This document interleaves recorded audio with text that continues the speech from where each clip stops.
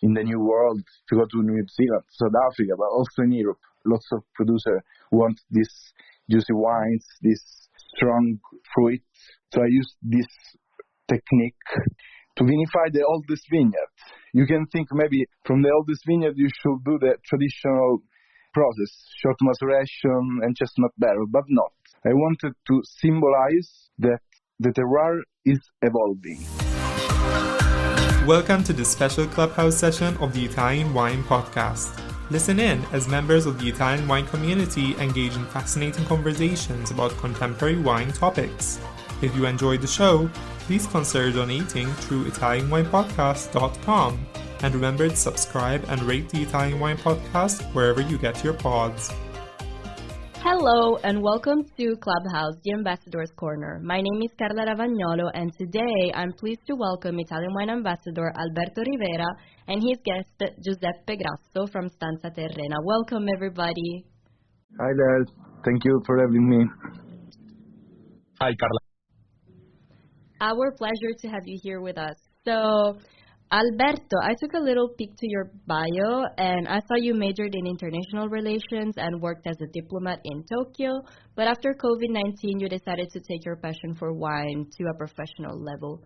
Today, you are a professional wine educator and consultant in Chihuahua, Mexico. How about you start by telling us a little bit more about your background in wine, your wine career, and how does the wine scene in Mexico look like, actually? Hi Carla, thank you for having me. Well, after COVID, I decided to leave my work as a diplomat and a United Nations worker. I immersed myself into wine just after studying certification course, and then I did WSET.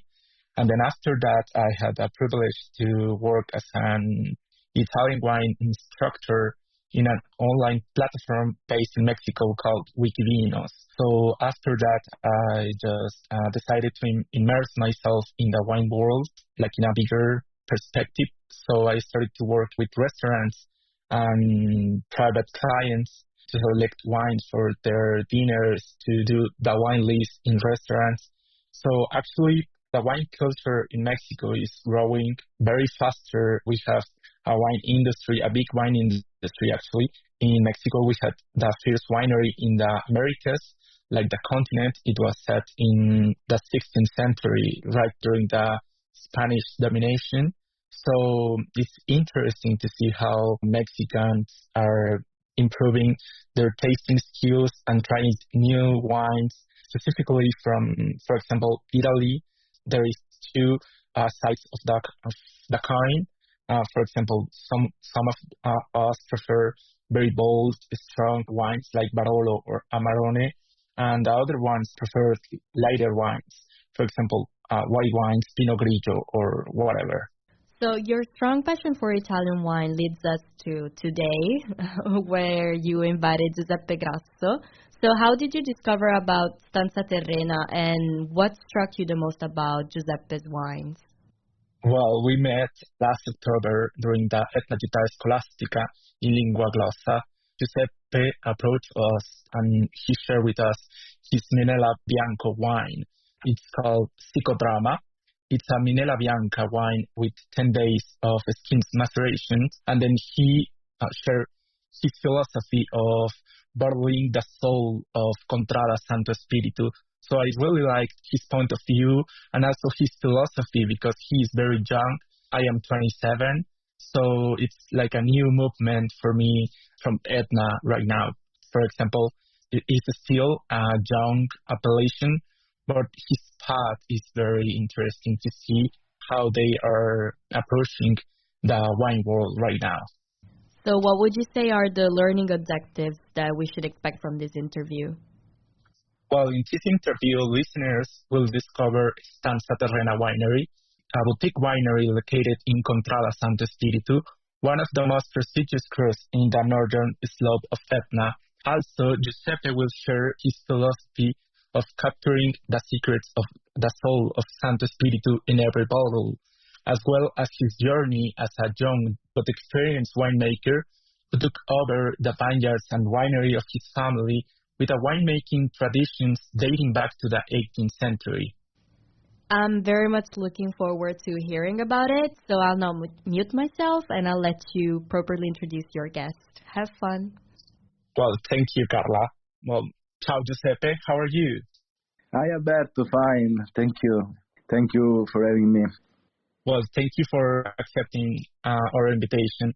So I would like to start the interview with asking you, who is Giuseppe Grasso? Well, Giuseppe Grasso is me. It's lots of things.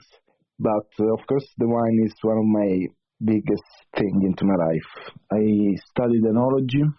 I grew up into the vineyard on the Etna, into the cellar. So the purpose of my life was a little bit already scripted by my parents. They wanted me to be a winemaker. At the beginning, it was a little bit like, I don't know, I didn't want to follow up that. But then I understood that was my way. So I studied enology, and then I worked abroad for 7 years. And then I came back to Etna in 2020 to start my project, Stanza Terrena. And now I'm here talking with you.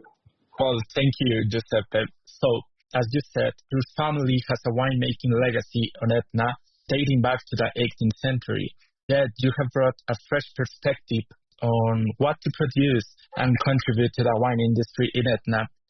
How do you strike a balance between honor your family's tradition and winemaking practices while staying true to your philosophy of bottling soul of Santo Spirito? So the technical savoir-faire that my family has collected over time is always alive in me. So, of course, it's part of me. What has changed is the style of the wines we produce. Etna terroir has evolved, and so its wine must also evolve to reflect that. Fantastic. So you said that you worked 7 years outside Italy, and you shared with me that you work in Bordeaux, Alsace, Germany, and South Africa. So you have a lot of experience. So my question is, what would you say is the most important lesson you have learned from these regions that have helped and shaped your philosophy of crafting Etna wines? Yeah, so of course, with all this trip abroad, my technical skills were expanded, of course. But what I learned is that technique is just a tool. So what truly matters is your personal taste. I understood that if you really want to create beauty in a wine, you first need to understand what a beautiful wine means to you. You know, it's like to understand his own taste, to understand what I want from the wine I make. Your answer is leading us to my next question. So we all know that Etna produces wines from Nerello Mascalese and Carricante, but there are lesser-known native grape varieties like Minella Bianca. And this grape variety, for example, flies under the radar because it's only 10%, 5% of the Etna blend. So you have a remarkable old vines of Minella Bianca, as I remember, 2,000 years old vines. So my question is, what inspired your decision to produce this grape in purezza, and even more, to vinify it with 10 days of skin maceration? So for me, it was really interesting to taste and see the color of your wines back in October. So please explain to us, what did you decide to create this beauty of wine? Okay, yeah, I'm happy that you liked my Minella.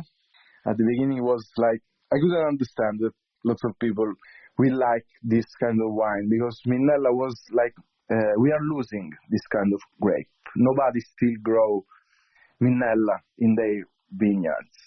So Minella Bianca is a grape traditionally used to dilute juice because it's highly productive, and that's why you always find lots of plants of Minella in the old vineyards, because they needed, before it was like focus on production, on quantity, not on quality like today.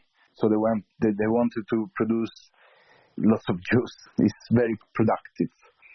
If it's pressed directly without maceration, it produces neutral wine with little character. But through maceration, I extract the thiolic aromas found in its skin, as it is a semi-aromatic variety. And this process gives the wine both aroma and structure, allowing it to express its full potential. Well, you always find Minnella in all the Etna Bianco in a small percentage. But it's very hard to find 100% Minnella because it's not in our tradition to vinify Minnella 100%. But I tried, experimented lots of different maceration, the direct press. At the end, I went through this idea that a short maceration like a week, 10 days is the best to give to this wine structure, aroma, and personality, character. Yeah, actually, your wine has a lot of character. I remember this orange peel. It's beautiful. It's really, really beautiful. Congratulations on doing amazing wine. Thank you very much. So, linked to these old vines, you also cultivate 200 years old Nerello Mascalese, and you produce a wine called Nasca Etna Rosso, and you honor your grandfather with this wine. So my question is, what are your thoughts, the importance of preserving this ancient vine material, and how does it shape your winemaking philosophy and practices? Because when I saw old vines in Etna, for me was like, wow, amazing to see the trunk of the vine old. It was a beautiful experience to see these vines. Yes, thank you. This is a very nice question. Thank you. The bottle of Nasca is represented by the image of a phoenix. The phoenix is this mythical creature that dies and reborn from its ashes. So I vinify this grape using a semi-carbonic maceration. And this technique, which is very popular today, is not traditional in the Etna region. But for me, it symbolizes the inevitable truth that from the old comes the new, in a continuous and unstoppable cycle. So I use the most popular technique that we have today, because carbonic maceration today is trendy. In the new world, if you go to New Zealand, South Africa, but also in Europe, lots of producers want these juicy wines, this strong fruit. So I use this technique to vinify the oldest vineyard. You can think maybe from the oldest vineyard you should do the traditional process, short maceration and chestnut barrel, but not. I wanted to symbolize that the terroir is evolving. Wow, yeah, I remember that you told us about carbonic maceration, but it's fantastic your thoughts on this wine, because you produce this wine, all vines. So you bring innovative ideas to the Etna region that has gained remarkable prestige over the last 30 years.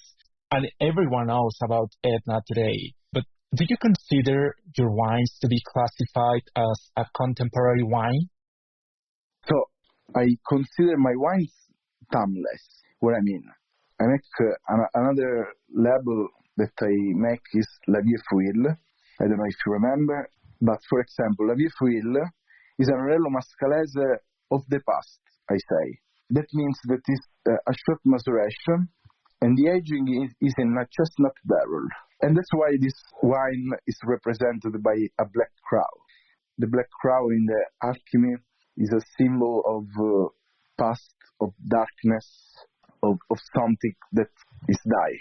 So this is my wine, my Nerello Mascalese old style. On the other hand, Nasca is a modern wine made, as I said before, with a carbonic maceration and aging in barrique.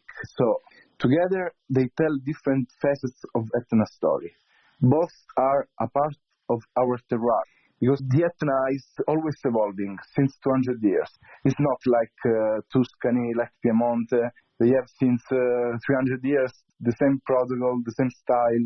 Etna is different. Our tradition is to make bulk wine, is to make wine for the north. This is our history. Today we know that it's a very nice terroir, Etna. We can do high quality wines, and we are going to other things, of course. But both are Etna, also if they are made with different styles. Yeah, of course. Actually, when I went to Etna, someone told us this phrase, Il Vulcano Vivo, the volcanic alive, because Etna is always evolving, like always having this ash and the new vineyards and the evolution. Exactly. So it's a really interesting region in Italy, and in Etna, in Sicily, it's like a different world because you see it's a mountainous beach culture, so it's really interesting. Yes, the Etna is an activity volcano. So the form of the volcano is always changing. Its terroir is always changing. So you cannot do something always the same. Yeah, indeed. So you grew up on the stunning island of Sicilia, surrounded by vineyards on the slope of the volcano and immersed in the wine world. Could you share with us maybe a childhood memory that has stayed with you and is deeply connected to wine? Well, I have a lot. Since I was a child, my favorite time of the year has always been the harvest. Lots of nice memories about the harvest. The smell of the fermenting juice in the cellar, the sound of fermentation, the silence of the night. These are timeless, ancestral sensations. Every year I feel the same emotion, and during each harvest I become a child because I grew up in the cellar, in the vineyard. Lots of memories, lots of nice things, yeah. Yeah, of course, because Etna, La Signora, it's full with energy, and I think that's beautiful because each year it's different and you fulfill with new energies around yourself. So Sicily, it's quite a beautiful place to do food tours. I spent 50 days there, and it was one of the best food trips I have ever had in Italy. What is your favorite Sicilian dish, and which wine from your portfolio would you pair with it? So that is hard to answer with only one thing. I have lots of nice dish, but I think my favorite Sicilian dish comes from Francavilla, which is my mother's hometown, and I don't really know the real name. I don't know if there is a name for this dish, but I remember my mom always doing that. They used to call that affogato in Sicilian. So it's a fresh bread dough that you close like a calzone, like a pizza closed, and you put inside the pecorino, olives, and cauliflower cooked in wine. And then you fry it in olive oil. I don't know how to express how delicious it is, but I will match perfectly with the La Viefuil, which has a rustic character. I think that matches perfectly with the strong flavors of the dish. So I guess I need to come back to Etna and try that dish. But by the way, which was your favorite dish? Well, I love caponata. So for me, caponata is the best. If you ask my fellow Italian wine ambassadors from the Gita Scolastica, they are going to say that I love cannolo. Each day I was in Lingua Glossa, I went to this bar and took one cappuccino and one cannolo. I love cannoli. Salty dishes, I think caponata. What else? Couscous, delicious. Yeah. So I'm going to change subject like very quickly. I'm going to talk about climate change because it's a trendy topic, and in the wine industry, it's no exception. So experiencing both beneficial and detrimental effects. What impact do you foresee climate change having on Etna wine growing region, and how are you adapting to these challenges? Yes, so climate change is of course a real challenge for Sicily, especially with the increasing lack of water. Well, fortunately on Etna we feel this issue less because we are on a mountain. Then the volcanic soil acts as a natural shield, helping the vines withstand water stress. But of course we have to do something different than before. Today, harvest timing is crucial to achieve phenolic ripeness and maintain the balance of acids and sugars. So very often, the last vintages we have to be in advance with the harvest, and it's very important to find the right day of the harvest, because like 1-2 days can be too late start. So you have to be really careful about timing. Then you have to have a deep respect for the rhythm of the nature. And for example, maybe for the pruning of the leaves, you don't have to take off too much leaves.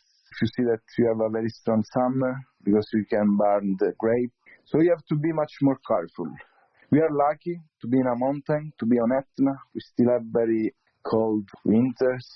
We have lots of difference of temperature between night and day during the harvest. So we still have very high quality vintages. And I have also to say that from some point of view, the last climate changes made our harvest a bit easier, because before we had like lots of rain during the harvest, and that produced lots of varieties.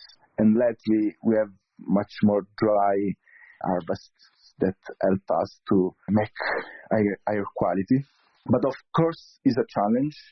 We have to find new methods, of course, and we need to be much more careful about the timing of everything. Yeah, actually, I heard when I was there that there is a discussion about an Etna DOCG appellation, and that some producers ask for the increasing of the altitude. I don't remember if it was 1,000 meters or 1,200 meters for the new appellation. So, linked to that discussion about the possibility of Etna DOCG, what are your thoughts on this matter, particularly in the terms of balancing the preservation of regional traditions such as the historic palmetto winemaking and the safeguarding of native grape varieties that define Etna's unique identity? Yes, so an Etna DOCG could be a positive step, of course, but only if it truly protects our traditions and native grape varieties. So it is important to focus on quality, of course, not just stricter regulations. For example, preserving historic methods like palmetto winemaking, supporting old vines, all these things are essential to keeping Etna's unique identity alive. And any change, of course, must respect the balance between innovation and tradition. So it depends. If it's just to have stricter regulations, no, I don't like that. We still have a lot in the wine industry. If it's something to preserve our tradition, it's okay. So we'll see. I hope we are in the right way to make our wine much better. So let's see. Yeah, of course. Actually, I was in Montalcino 1 month ago. The vice president of the consortium of Etna shared his thoughts about the preservation of the territory, not only in Etna, but the preservation of the territory and the traditions should be in every one of the DOC or DOCGs in Italy, just because it's the way that they only promote and share and preserve the tradition in every corner of Italy. So, I know you work in France, right? As a winemaker. Yeah. And I don't like to compare any regions because every one of them are different. But often, Etna is referred as the Burgundy of the Mediterranean. You are a winemaker and you work in France.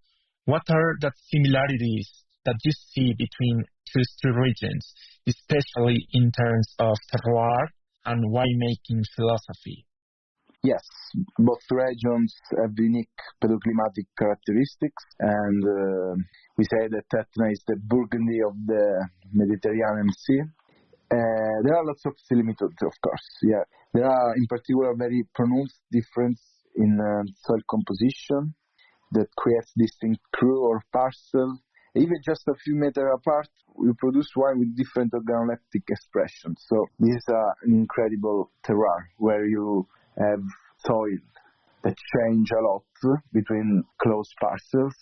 You can make lots of character, of course, but they are also different, of course. While Burgundy's tradition is centuries old and deeply structured, Etna of a sense of discovery and experimentation. As I said, we don't have a tradition for the quality wine, but for the quantity wine. So we have a big terroir, very important terroir, of course, but we still have to work to really understand our terroir. And Burgundy, they did a lot. They know the best cru, the worst cru.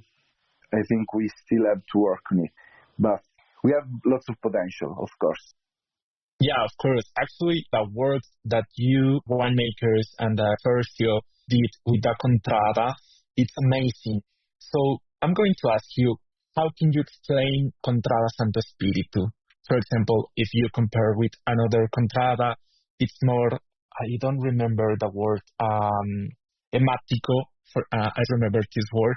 If one Contrada is different, how is Contrada Santo Spirito? How can you explain to us Contrada Santo Spirito? Well, Contrada Santo Spirito is magic. Just only the name. The translation is Holy Spirit. So it's something very strong, very powerful. And I think people used to name this place Santo Spirito because they had very easily good harvest. And as I said before, it was harder to have good harvest because the rain during the harvest, because lots of things. In Santo Spirito, we have, first of all, very deep soils. This is not easy to have on the Etna because the lava flow. So in Santo Spirito, we don't have recent lava flow. The roots of the plant can go down deeply in the terroir. This is very important to make important wine, expressive wine, deep wine. So this is, I think, the best thing of Santo Spirito, the deep soil. And then lots of wind that let the grape so fresh, the plant so healthy. The exposition on the earth is crucial. So lots of small things that make Santo Spirito one of the best cru of the Etna. Yeah, actually, Santo Spirito, I think it's one of the most famous Contradas I have heard outside of Italy, because it is not easy to find like very specific wines from certain Contrada, for example. So this question is more for you, for your project. What are your expectations for Stanza Terrena and the future? How do you see your philosophy of preserving native grape varieties and modeling the soul of Contrada Santo Spirito evolving within the region in the next years? So in the future, I hope, of course, to see Stanza Terrena recognized as a symbol of authenticity and creativity. For me, wine is not just a commercial product that provides a living. It's my entire life. It's like I see myself reflected in it. It's an extension of who I am. So it's something very, very deep. It's not just a word. And I hope the best for my project. And I do the best for my project. Well, for the future, I see myself much more dedicated to share that inner world with others. I've dedicated my whole life making wine. Since 4 years, I started my project and I was experimenting a lot. But now I feel like I have to express, I have to share my wines. I have to travel more, not for making wine, but to share my wines. Yeah, of course. And then you are Siciliano, so if you have to pick one Sicilian phrase of typical proverb from Italy or Sicily to describe your wines, your craftsmanship, which one will be? Yes, this is a nice question too. So I will choose the Sicilian proverb "Cumancia fa muddigi," which means toast wheat make crumbs. To me, it reflects the idea that creating something meaningful, like wine, is never a perfectly clean process. It requires effort, mistakes, and learning along the way. I joke a lot on this because I feel myself chaotic, but I say always, from the chaos born the light. So it's a process made by darkness and light, and you have to handle that. This is how I approach my work as a winemaker. You cannot do the best if you don't do also the worst at one point. So you have to experiment a lot, and you have to make lots of mistakes. Yeah, of course. That's actually how everyone grows up, like experiencing and doing mistakes. That's how we learn. So you said earlier that you would like to travel with your wines. So my question is, if you could take a plane anywhere in the world to promote your wines and enjoy some time there, where would you go and why? Well, I would like to go in lots of places, of course. I think at the moment I'm very curious about Japan. I've never been to Japan, and well, I admire the deep respect for craftsmanship and tradition, which I think connects well with our approach winemaking. Plus, I love to pair my wines with their incredible cuisine. I just saw from the pictures, I've never been to Japan, but I think the nature is amazing. So there are also lots of volcanoes over there, so I see similitude, and I'm very interested to go in Japan, yes. And also they are also focused into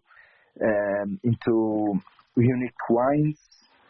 They also want to experiment with their own taste and trying different things. So they have lots of tradition, but they are also open-minded. Yeah, I'm curious about Japan. Yeah, Japan is a beautiful country. I lived in Tokyo a couple of years ago. So wow. It's very traditional. The cuisine is delicious, and fortunately enough, there are a lot of Italian wine ambassadors based in Japan. So we hope they listen to this episode. yeah, I hope so, yeah.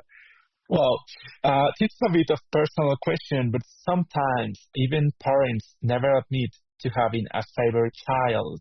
But there is often one with whom they share a special bond or connection. So, do you have a favorite wine from your portfolio, or perhaps a particular vintage of a specific wine that stands out for you? Like, I don't know, the first one you made, or Well, all of my wines are my children. So I love all of them. They are good for, depends on the moment, it depends on the mood. It's hard to pick a favorite. Each one represents a different part of my journey. But if I have to choose, I think Lagerfeld holds a special place for me. It reflects my respect for tradition, with its short maceration and aging in the chestnut barrels. But also Nazca, on the other hand, represents innovation, with its bold use of carbonic maceration and barrique. So together they complete my story as a winemaker, showing how the past and the future can coexist. So they are part of me, different part of me, and different parts of the terroir. But I will choose Lagerfeld, which represents my winemaking roots. Well, thank you, Giuseppe. And so I know you are a chess boxing player. I don't know. I saw videos in YouTube, so to understand a little bit of what it is. Also, you are a theater actor. So could you share more about your talents and skills?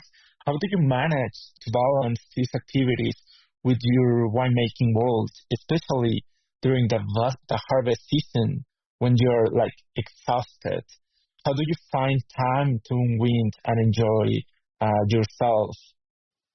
Well, during the harvest season, I'm exclusive with the grape and with the cellar. But, of course, during the harvest, maybe I go run a little bit just to decompress stress.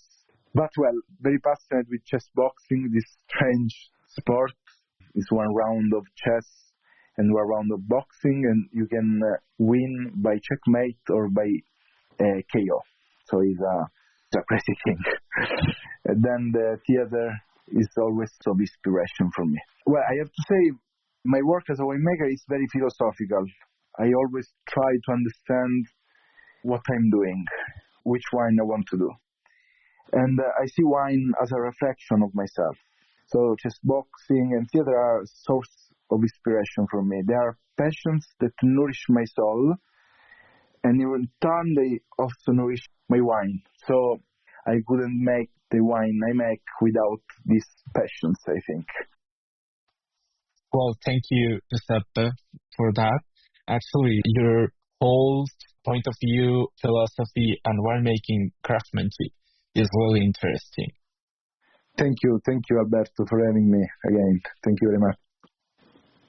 And I really want to thank you both for taking the time actually to do this interview with us. It was extremely interesting. I hope, Giuseppe, you managed to go to Japan. I really hope that. It's an amazing country. And I feel like Sicilian wines would really perform great with like Japanese cuisine. I wonder how that pairing would be. I don't know if, Alberto, you had the chance to experience that. And I also read a question here. If you were going to pair your wine with a dish outside of Italy, what would it be? This question is from Dana Peixotto. I'm sorry if I mispronounced, but how would you reply? So my wine are very, very different. I have the Camellia, which is a rosé. I have an ancestral method. I have 3 reds. So I think they are very flexible. You can pair with lots of dishes. It depends, of course. I will say that I love French cuisine, for example. Beef bourguignon is one of my best dishes, and I pair that with Nasca, for example, which is a strong wine for a strong dish. But you can find for sure a wine for any dish in the world. Well, thank you so much again, everyone. I think this is a wrap. So I hope to see you soon, actually, here in Italy or somewhere in the world. But yeah, me too. Have a great one. Thank you for having me. Bye. Thank you, Carla, for hosting us. Of course, my pleasure. So this is it. Thank you. Listen to the Italian Wine Podcast wherever you get your podcasts. We're on SoundCloud, Apple Podcasts, Spotify, Himalaya FM, and more. Don't forget to subscribe and rate the show. If you enjoy listening, please consider donating through ItalianWinePodcast.com. Any amount helps cover equipment, production, and publication costs. Until next time, cin cin.